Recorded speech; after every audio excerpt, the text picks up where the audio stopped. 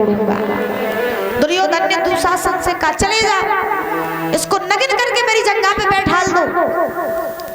दुशासन आगे बढ़ा, जो आगे बढ़ा सो द्रौपदी बाबा भीष्म के पास में पहुंची, और जो द्रौपदी बाबा भीष्म के पास में पहुंची जवाब दिया, बाबा मैं तो तुम्हारी कुल की कुलवधू हूं, और जिसका ससुर इतना वीर बलधारी हो, इतना बड़ा योद्धा हो, अगर उसके सामने उसकी बहू की लाज चली जाए तो इससे ज्यादा शर्म की बात तुम्हारे लिए कुछ भी नहीं होगी।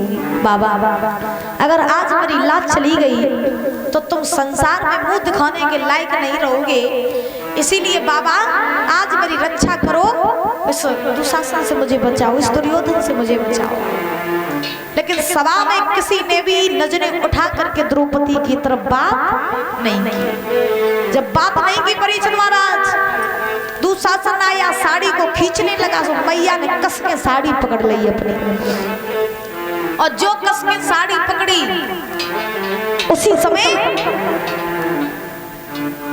आज सबसे मदद मांग रही है द्रौपदी, लेकिन सभा में कोई भी किसी की मदद, द्रौपदी की मदद नहीं कर रहा है। किसी ने द्रौपदी की मदद नहीं की। मैया रोने लगी। जब मैया रोई, बड़ी उदास है, सबसे मदद मांग रही, बिलख रही, तड़प रही। दुशासन साड़ी पकड़े है, और जो साड़ी पकड़े है मैया भी कस के साड़ी पकड़े, कहीं छूट ना जाए।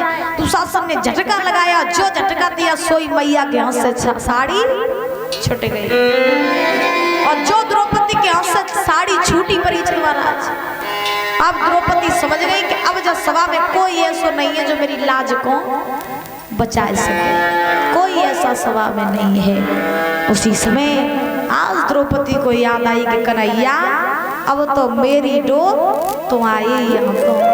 सो मैया ने जैसे ही साड़ी को छोड़ा, जो साड़ी को मैया ने छोड़ो, जो दोनों हाथ ऊपर करे, तो जवाब दिया, लाला अब तो तुम ही आओ, और अगर तुम ना आए तो अब मेरी लाज नहीं बचेगी। और रो करके बोली है द्रौपदी,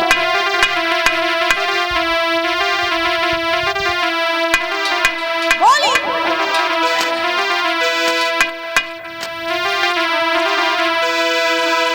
अरे ले ले खबरिया मेरी, और गिरवा